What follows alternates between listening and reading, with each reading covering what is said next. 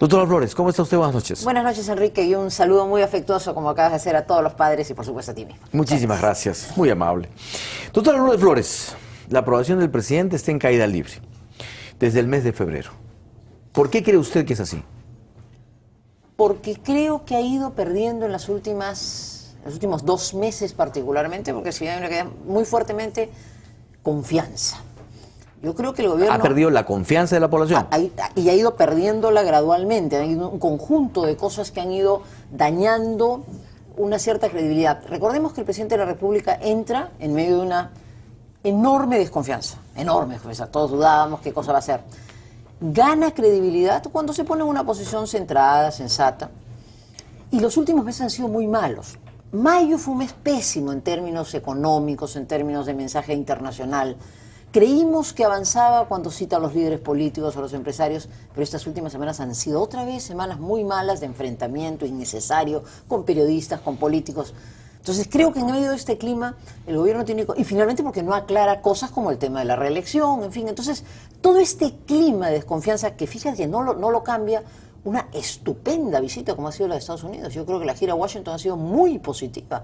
Y fíjate, estamos tan metidos en el ruido interno cotidiano que un hecho muy importante y muy trascendente ha pasado casi desapercibido. Lo curioso es que todo lo que usted señala son decisiones y acciones del mismo gobierno. O sea, nadie le ha puesto un cabe, nadie lo ha empujado, nadie le ha generado un problema al presidente. O sea, todos son decisiones de él o de su gabinete o de su esposa. Al contrario, yo creo que hubo de parte de quienes no votamos por él y quienes no lo acompañamos en la elección electoral y de quienes lo acompañaron, una cierta coincidencia, es decir, vamos a darle a este gobierno que rectifique una oportunidad para que se encauce, y lo hemos acompañado muy decididamente en todo aquello positivo que ha hecho.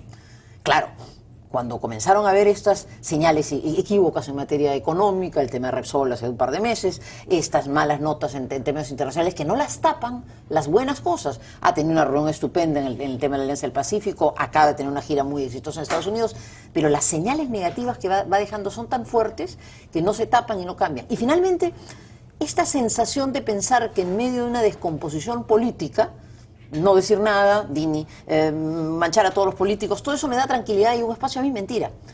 Necesitamos hacer un alto en el camino porque no menos preocupantes son las señales en relación a las preguntas del expresidente Toledo.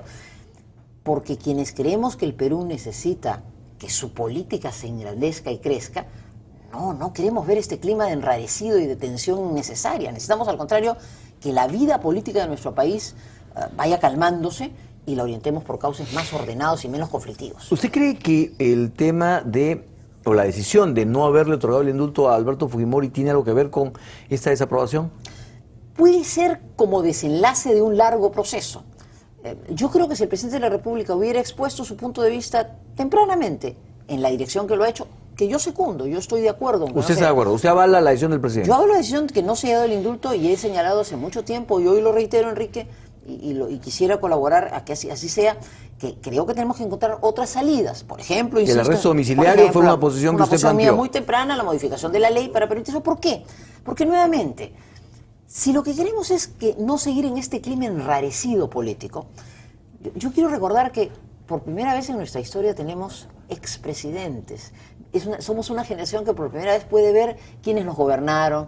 Y no podemos tener una escena política en que todos los expresidentes estén cuestionados, en que no haya un clima de paz y de tranquilidad entre el gobernante y quienes lo han precedido, en que el diálogo se manche por los insultos y por los agravios. Entonces, esto tiene que cambiar. No podemos, y creo que el mes de junio, lo que queda, y julio, vista al discurso del 28 de julio, es la oportunidad que tenemos todos de volver a recomponer el clima político. Creo que todos debemos colaborar a que en el Perú haya un clima de mucho más tranquilidad, para poder llegar al mensaje del 28 de julio, los anuncios que deben hacerse, algunas reformas que veo trancadas en el Parlamento, como esa de la ley del servicio civil, que me parece una ley importante. En fin, que reencontremos el rumbo y esperemos el fallo de la Haya en un clima de mucho más unión.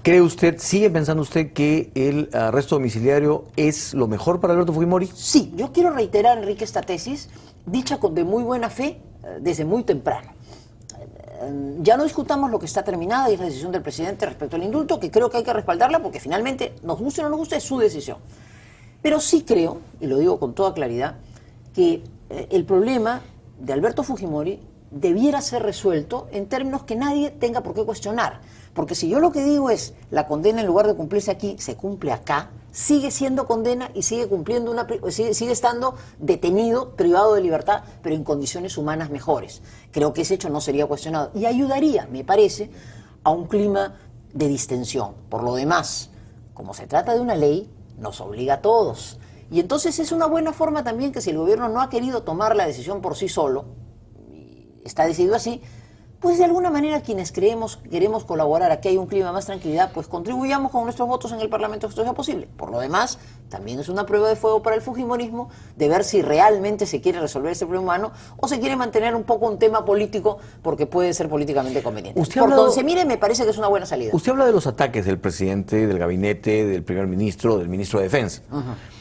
¿Usted cree que, y le hago la pregunta porque muchos lo han considerado así, el presidente está usando un lenguaje inapropiado?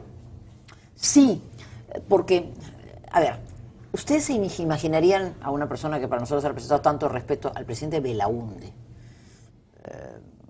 figura señera, madura de la política, diciéndole gallinazos a los periodistas. ¿Se imagina polemizando en términos de panzón o no panzón con un expresidente? Yo creo que el presidente de la República en estas últimas semanas, en más de una ocasión, se ha sentido tentado a estar en campaña. Ha reaccionado porque quizás siente que ante la presión que hay sobre la definición de su señora, ha sentido la necesidad de ponerse y sacar la cara por ella, en lo que no es lo más fuerte de su gestión, es decir, tampoco puede sacar esa como su carta fuerte. Entonces, pero ha perdido su nivel.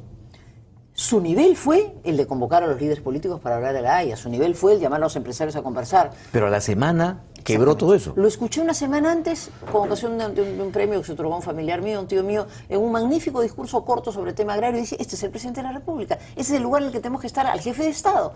Pero claro, cuando ya se mezcla el tema político coyuntural, también de alguna manera cascabelea el asunto de cómo me quedo en el poder, entonces ya comienzo a tomar cálculos en otro sentido, reacciono incluso viliosamente frente a que me lo recuerdan. El presidente de la República tiene que estar por encima de todo esto y creo que tenemos que recuperar al líder y al estadista que hemos visto en Washington hace unos días diciendo al señor Obama, aquí estamos socios estratégicos, ese es el Perú que somos, ese es el lugar que tiene que estar el presidente de la República y todos tenemos que contribuir a que bajen estas tensiones para centrarnos en lo realmente importante. Para algunos, y congresistas como la doctora Rosa Mavila, este comportamiento del presidente es un ataque a la clase política para buscar los pretextos de generar el espacio para una asamblea constituyente y un cierre del Congreso.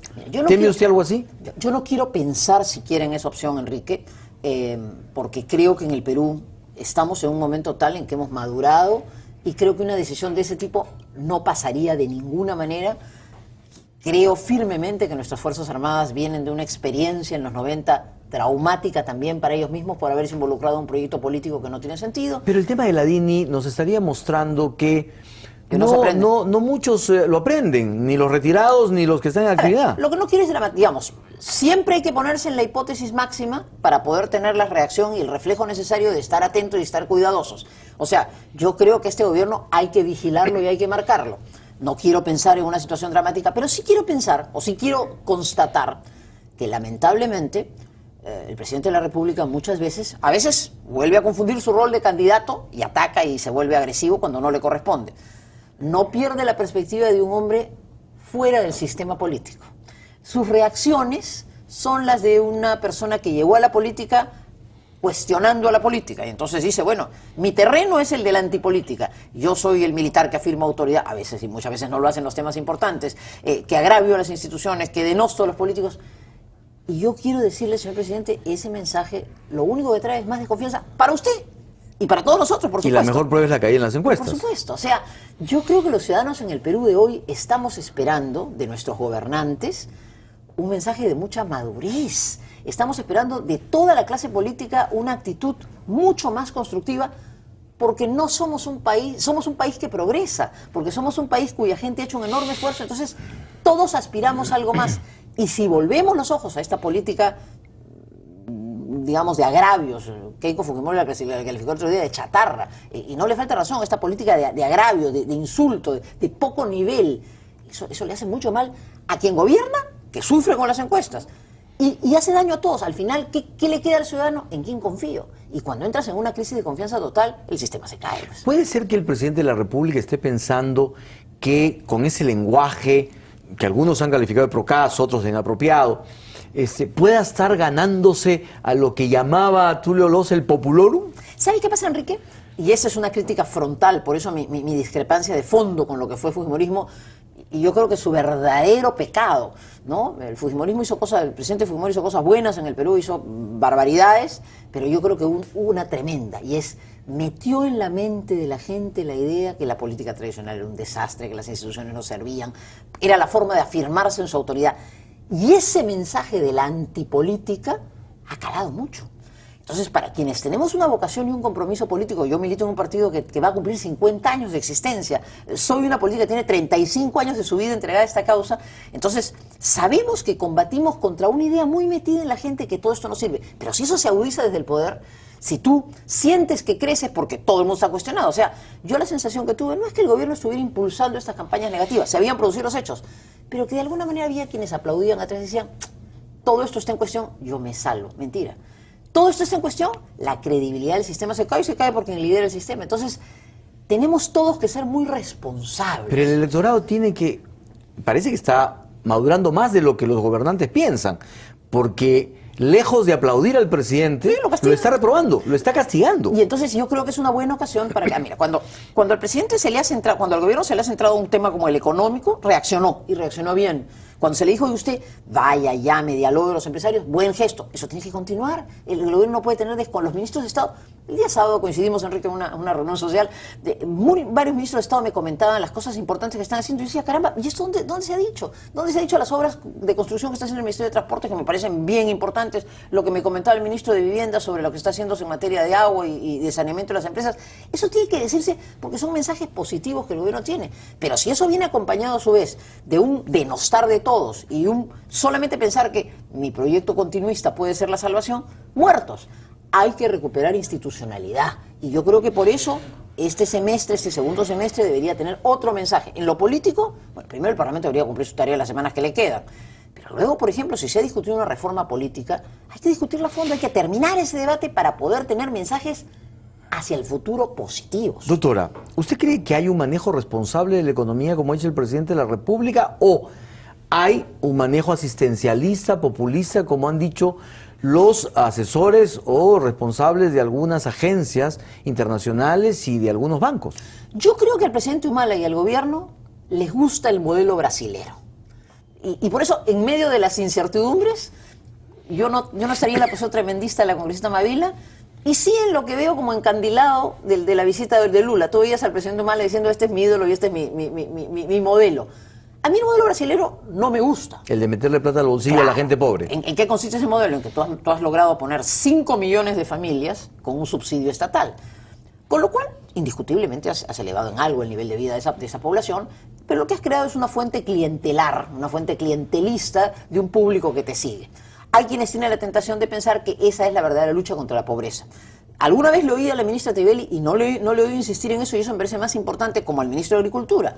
Mucho más importante que repartir dinero, aunque ese es un subsidio necesario y temporal, es crear condiciones para que los más pobres produzcan. Que eso es oportunidades, eso genera oportunidad. Reservorios para almacenar el agua que le permitan a una comunidad campesina tener 2 cosechas en lugar de una, es mucho más importante en mi concepto que los 100 soles, porque eso le va a permitir a esa comunidad tener una mejor cosa. Mejoramiento del riego, le va a permitir a esa comunidad trabajar mejor. Mejoramiento de los pastos. Entonces, todo lo que ayude a generar ingresos para que los más pobres tengan ingresos y no dependan de subsidios es mucho mejor. Entonces, yo creo que el gobierno se encandila con ese modelo, y ese modelo tiene 2 límites. 1, que en mi concepto no genera capacidades productivas reales, y 2, que necesitas un barril sin fondo de dinero. O sea, necesitas una cantidad de dinero enorme que no la tienes. Pero genera un caudal de votos, pues. Ese es el problema. 5 millones de votos. Ese es el problema.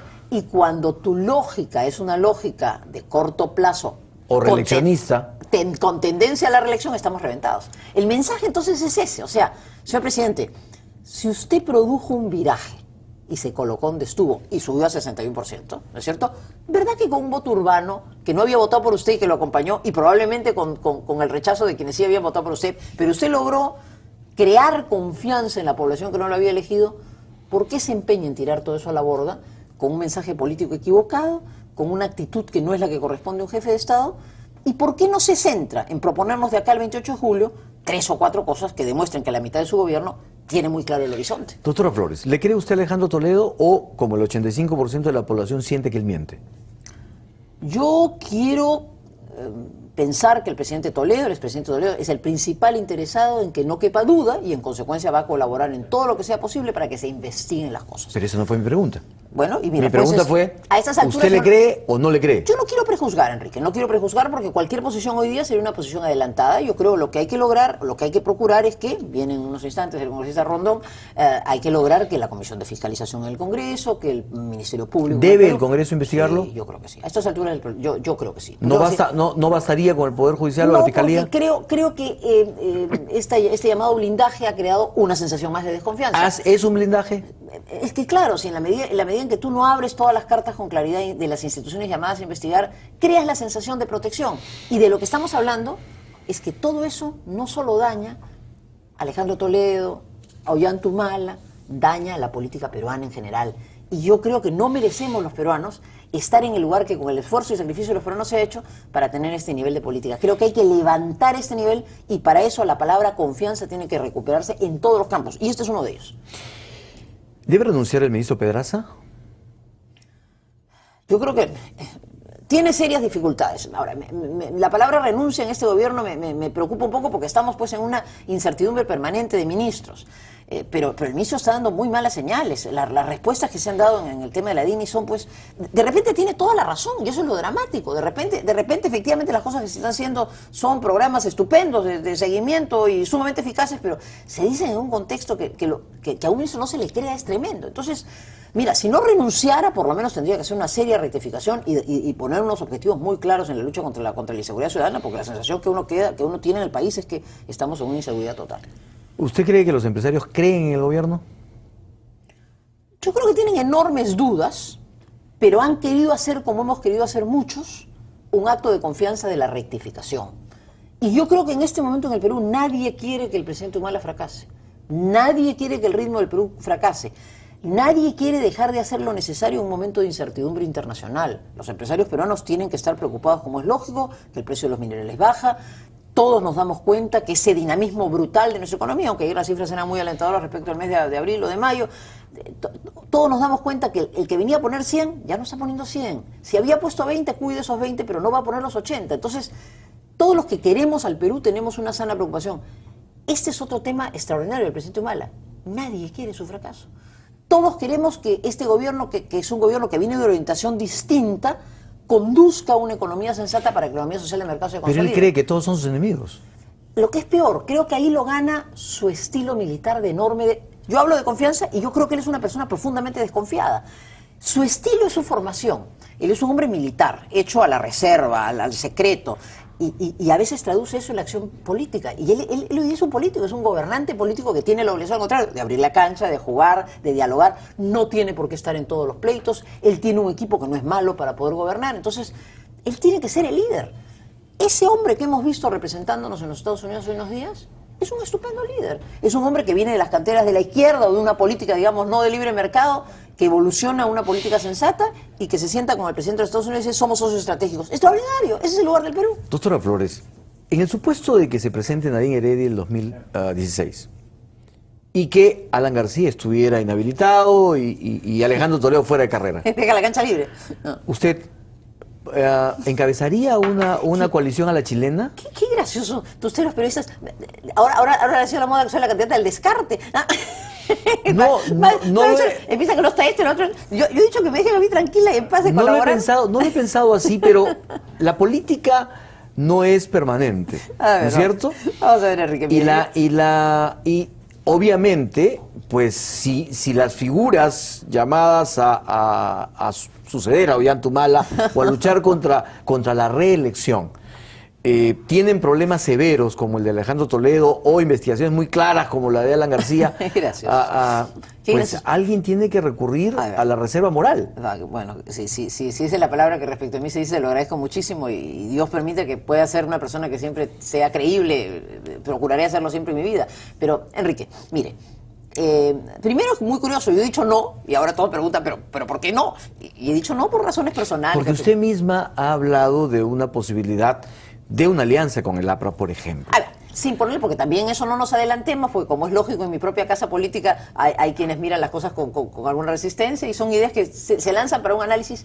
A ver, ¿por qué no tomamos el concepto y después se puede analizar quién lo puede representar? Y yo insisto en que mi posición clara es que yo creo que este no es mi momento, yo creo que estoy haciendo bien en lo que estoy haciendo, pero sí hemos hablado de este programa de algo muy importante, Enrique. Necesitamos en el Perú del 2016 al 2021 reconstruir un modelo político eficiente. Necesitamos que se vuelva a creer en los partidos. Creo que la reforma, que es una pena que no se haya eliminado el voto preferencial, yo creo que hay que volver a discutir el Senado, son reformas políticas importantes, hay que pedirle al Parlamento que retome ese debate.